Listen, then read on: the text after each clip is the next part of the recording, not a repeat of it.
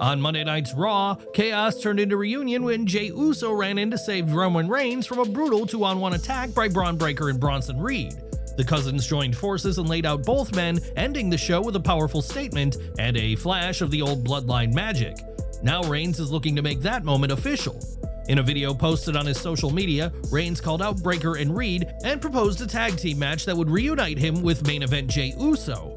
Reigns explained why he wants the match, saying if Breakker and Reed truly believe they're the future of the company, they need to prove it on a major stage. He didn't stop there. Reigns also made it clear that he wants Paul Heyman at ringside for the match, likely to watch how the wise man handles loyalty when his past and present collide. But here's where things get interesting. Originally, WWE had penciled in a one-on-one showdown between Roman Reigns and Bron Breakker for SummerSlam. That match would have been a huge spotlight for Breakker, but also a major booking dilemma. According to Bryan Alvarez on Wrestling Observer Radio, the company is looking to protect both men. Breakker is still early in his run, and WWE doesn't want him losing clean to Reigns just yet. At the same time, they're not in a position to hand Reigns a loss either, not with his aura and future stories at stake. Triple H and Creative then decided to go with a tag team match. That way Bronson Reed can take the fall, and both Reigns and Breakker stay strong in the eyes of fans. It's a smart pivot that allows the storyline to move forward without damaging either man's momentum. With SummerSlam fast approaching, WWE seems to be fine-tuning its card to avoid tough decisions and keep long-term plans intact. So what do you think? Are you excited to see Roman and Jey team up once again, or were you hoping for a true Reigns versus Breakker clash? Let us know in the comments below. Just like WWE is reshaping the SummerSlam card to protect top single stars like Roman Reigns and Bron Breakker, another planned one-on-one match has quietly shifted directions behind the scenes, this time in the women's division. According to Wrestling Observer Radio's Bryan Alvarez, WWE originally had Charlotte Flair versus Alexa Bliss booked for SummerSlam. The idea was to have them team up for a short stint and then quickly transition into a feud. But much like the case with RK Bro, the unexpected chemistry between Flair and Bliss has led to WWE hitting pause on the breakup. While it's too early to tell if Flair and Bliss will have the same staying power as RK Bro, WWE clearly sees something worth keeping together for now. As a result, Charlotte and Alexa will now challenge Roxanne Perez and Raquel Rodriguez for the WWE Women's Tag Team Championships at SummerSlam instead, in a major shift from what was originally intended, but one that keeps fans guessing and gives both stars meaningful placement on the card without rushing into a feud that could burn out too soon. Whether WWE pulls the trigger after SummerSlam or lets it build longer remains to be seen. Would you have preferred to see Charlotte and Alexa square off at SummerSlam, or are you enjoying their surprise run as a tag team? Let us know your thoughts below. Now at TNA Slammiversary 2025, Bully Ray made headlines when he stepped out solo and challenged the Hardys to one final showdown for the tag team titles at Bound for Glory. But while the crowd erupted at the announcement, fans were quick to ask the obvious, where was Dvon Dudley? Speaking on Busted Open Radio, Bully addressed the situation directly, clearing up the speculation. He clarified that Dvon's absence wasn't due to creative issues or any kind of backstage heat, but rather an important family matter that couldn't be postponed. Bully assured fans that Dvon will be there when it matters most. The plan for their reunion is very much intact, and Bound for Glory will mark the official return of Team 3D as they step into the ring with the Hardys one final time. Are you ready for Team 3D versus the Hardys at Bound for Glory? Who do you think walks away with the win? Let us know in the comments below. NXT news now, as The Undertaker was on hand to confront Trick Williams this week in a moment that had to be seen to be believed. Williams started the segment by hitting the ring full of confidence as he bragged about defeating Joe Hendry and Mike Santana in the main event of TNA Slammiversary, claiming he's the greatest TNA champion of all time. Trick admitted he knows why the TNA fans aren't chanting for him, as he doesn't believe they like what he stands for. This was a moment where he leaned too much into wanting to be liked, with Williams needing to start focusing on just being hated. However, Trick then turned his attention to LFG, the group associated with The Undertaker himself, claiming he told them to move aside last week, but instead they went running to the Phenom. Trick put over The Undertaker and his legendary status, but claimed Taker has never done what he's doing right now in terms of carrying two brands at once. However, he took things even further by saying Undertaker has lost his edge since joining the LFG. At that point, The Undertaker had heard enough, and the American Badass hit the ring to go face-to-face with Trick Williams in a truly intense moment on the show, as "Whoop That Trick" and Undertaker chants rang loud. Undertaker didn't deny Williams' accomplishments, but he did say that Trick has lost the one thing that matters most since becoming TNA champion, which is respect. The wrestling legend believes that Trick isn't the same and that arrogance and ego have replaced the hunger and discipline that had made him stand out in the first place in NXT. Trick made it clear that nobody in WWE shines like him, to which The Undertaker just stared him down, clearly unimpressed, as he delivered a line that stunned the young wrestler. He said, "You want to dance with the devil, I can flip that switch real quick. When I do, I promise you, I will make you famous."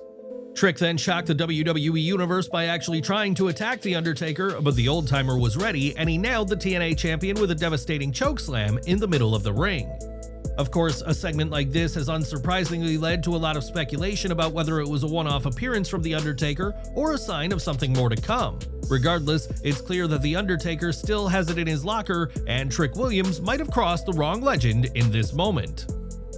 Do you think The Undertaker is building toward another match, or was this simply about sending a message? Let us know in the comments. The entertainment world was rocked before this week's episode of NXT went on the air, as it was revealed that Ozzy Osbourne had passed away, which WWE reflected on. The show opened with a heartfelt tribute from Vic Joseph, who welcomed fans to the show by saying, "We're all on board the crazy train," which was a nod to the Prince of Darkness himself. WWE also showed a special video package that highlighted Osbourne's contributions to the company over the years, including his Hall of Fame induction, with the Black Sabbath singer having passed away age 76. Enjoying the video? A quick like goes a long way in helping us grow and deliver more wrestling news you care about. There was singles action between LFG Season 1 winner Jasper Troy and former AEW star Ricky Saints this week in what proved to be an entertaining bout. Saints took control early on with his experience, but Troy's power eventually became too much as he nailed an impactful power slam. The match ended up spilling out of the ring and up the ramp as the referee struggled to guide them back, with the two men being so consumed by their fight that an accident occurred. The ramp itself collapsed under Saints, which was obviously an accident that was designed to happen later. Still, Troy took advantage with a senton to help sell the situation, although it did end up being rather awkward. Troy ended up winning via countout, with the match hindered by the ramp breaking earlier than planned. However, it was an intense match overall. The safety of the wrestlers is always the most important thing, and we hope that everyone walked away without an injury in this instance, and hopefully Saints is okay. Saints is an incredible seller, which is something that helped this match and allowed Troy to look even better, with the LFG star having smiled during his entrance for perhaps the first time since joining NXT, showcasing he is getting more comfortable. More news now, as in a surprising move, WWE is reportedly showing interest in former AEW star Layla Hirsch, not for an in-ring role, but as a potential referee. According to Fightful Select, WWE reached out to Hirsch earlier this year to discuss the possibility of her trying out for a referee position. Talks within WWE reportedly began around mid-June, though it remains unclear whether Hirsch has accepted the offer or already participated in a tryout. Hirsch, known for her legit persona in AEW, parted ways with the promotion earlier this year and has since returned to the independent wrestling circuit. A move to refereeing would mark a significant shift in her career path. WWE has previously embraced this kind of transition. Most notably, Jessica Carr started her WWE career as a referee and later returned to wrestling in Evolve under the name Calix in 2025. Whether or not Hirsch accepts the opportunity, the interest from WWE shows the company is open to reimagining how talent fits into the broader system. More news from Monday night's Raw, where Raquel Rodriguez and Roxanne Perez defended the WWE Women's Tag Team titles against Bayley and Lyra Valkyria. Midway through the match, Raquel accidentally hit Dominik Mysterio in the face with her big boot. The Judgment Day member fell hard to the mat, and medical personnel rushed to check on him. The woman checking on Dominik wasn't a random WWE staffer, she was independent wrestling standout Alex Garcia. Known for her work across promotions like AEW, TNA, Ring of Honor, Shimmer, NWA, and Booker T's Reality of Wrestling, Garcia has built a solid reputation since debuting in 2018. Her brief cameo may have gone unnoticed by casual fans, but longtime indie watchers immediately recognized her.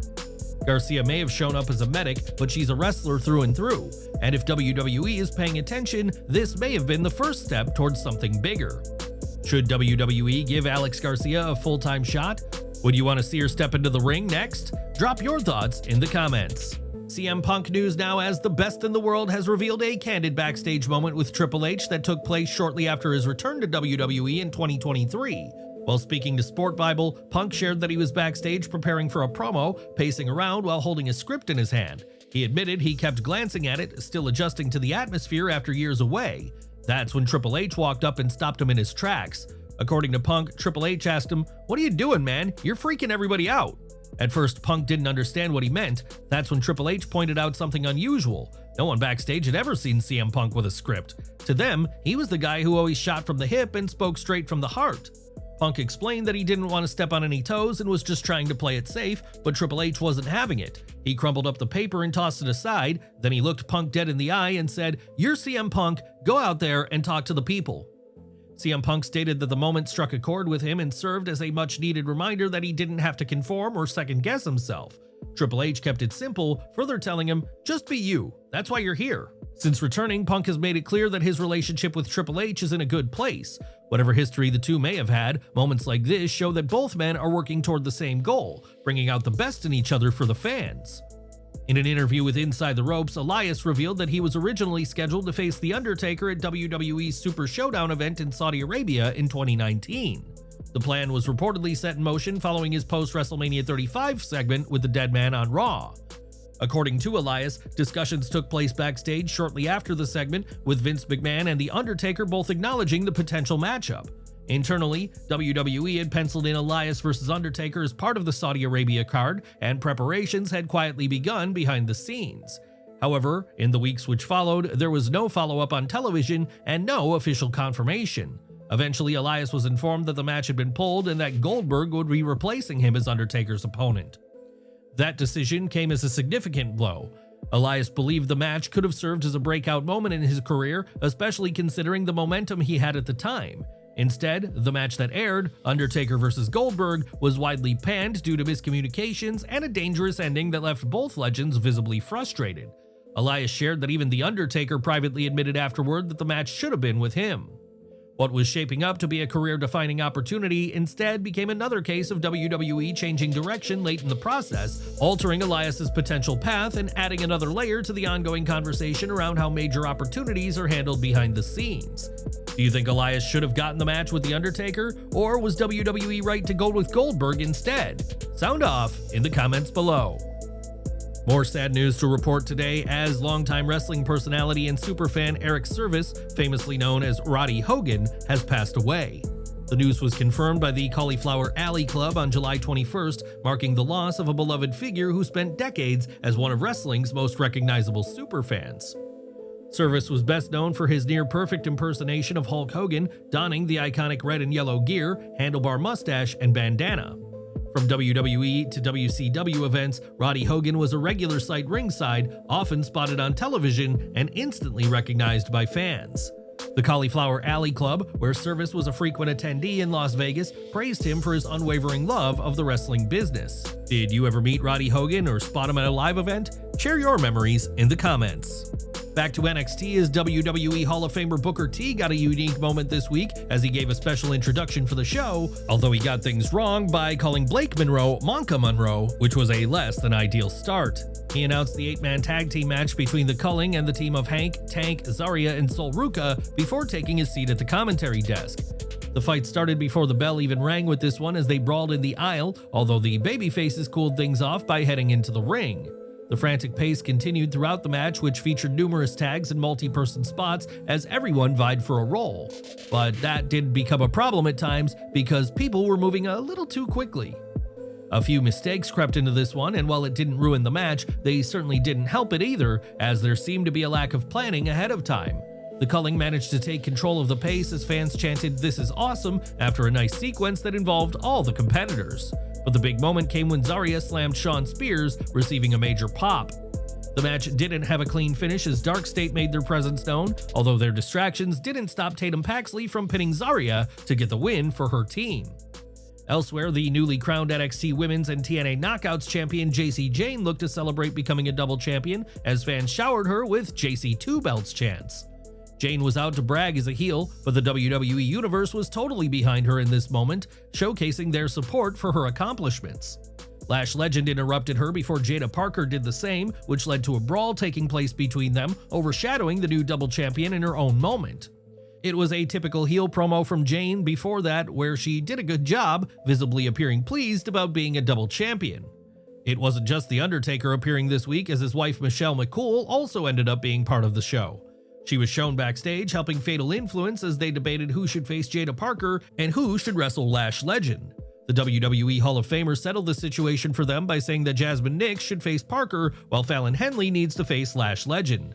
Something that was noticeable on this episode of NXT was the growing tension between the members of Fatal Influence, with JC Jane's decision to brag about winning the Knockouts title without help not going down well. Jasmine Nix responded to that with some cold stares as she and Fallon Henley refused to follow her lead when she tried to take control, with the group continuing to splinter. The question now is whether the group is nearing its end, and whether the internal conflict could ultimately be the thing that triggers Jane's downfall as a double champion. The storyline within the group could therefore have a major implication on the entire women's division, making it something worth keeping an eye on. The main event this week saw Obafemi defend his NXT title in a triple threat match against Yoshiki Inamura and Josh Briggs in what was unsurprisingly a hard-hitting match. The challengers tried to work together to take the champion down, and despite a few communication errors, they managed to execute numerous double-team moves to weaken Femi. However, the champion was still able to retain his gold as he took advantage of his opponents eventually not working together. Once the match was over, Briggs ran Inamura over with a running boot to end their friendship. It was easily the match of the night due to its physicality and intensity, with everyone involved viewing it as an important encounter as they gave everything they had. It doesn't appear Femi will have to wait long to find out who his next opponent will be though, as a backstage segment to end the show gave a clear hint. Fans also got one final moment with The Undertaker before the show went off the air, as he was seen backstage with Dvon Evans asking him, "You still trying to work out what's going to be next?" That led to him offering some important advice as he said, "I say, go for the biggest dog in the yard."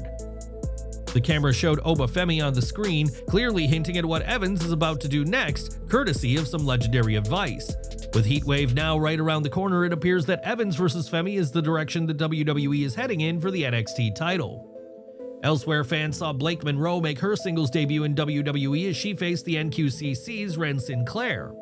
Earlier in the night, it had been revealed that Jordynne Grace was banned from the arena, as Ava knew she would try to attack Monroe due to her actions at Evolution, as the NXT GM looked to protect the match. Monroe attacked Sinclair in the corner to start things off, and while she tried to fight back, she ended up being taken out by Monroe's missile dropkick from the second rope. The former AEW star remained in control throughout and hit a DDT to pick up a win after a short one-sided match that was clearly designed to make her look good. The match was nothing to write home about and won't be remembered in the long term, but it served its purpose, with fans knowing what was coming when Sinclair's entrance wasn't even shown. What happened afterward will have people talking though, as Grace made her way through security when Monroe tried to cut a promo. Jordynne tried to get her hands on Monroe, only for the Glamour to hit her with a DDT onto a chair. It's clear that Monroe is a natural heel, and having her act like a babyface at first made no sense to waste that time. Another heel who was part of the show this week was Ethan Page, who was on hand to brag about still being the North American champion as he revealed a brand new belt featuring a Canadian strap. However, he was quickly interrupted by TNA's Santino Marella, who got a nice pop as he said that all ego doesn't speak for all Canadians, as he then busted out the Cobra to make the young star retreat. It seemed to tease the possibility of Marella facing Page next week in a singles match, which the live crowd was certainly into, as they chanted so much that the network had to censor a lot of it, making Page's promo hard to hear. The crowd heavily booed the reveal of the Canadian flags being in the ring, with this decision clearly working in terms of generating heat for Page. Another LFG coach was featured on the show this week as Bubba Ray Dudley was shown having a heartfelt interaction with Ren Sinclair, which led to an interesting idea. He proposed a match between Charlie Dempsey and Tavion Heights that would work as a final showdown for Tavion's shot at freedom from the No Quarter Catch crew. We are ending today with the mystery that's been surrounding Lexis King lately due to his unusual behavior, and it was revealed why he's been acting strangely tonight. He's been walking around with noise-canceling headphones lately as he attempts to prove Miles Bourne isn't actually deaf, and that situation took a turn this week when Bourne calmly told him, "You know I'm deaf," followed by "Everyone here though wishes you were mute," in what was a brutal line that has kickstarted this rivalry in an intense and personal manner. How did you find NXT this week? Sound off in the comments.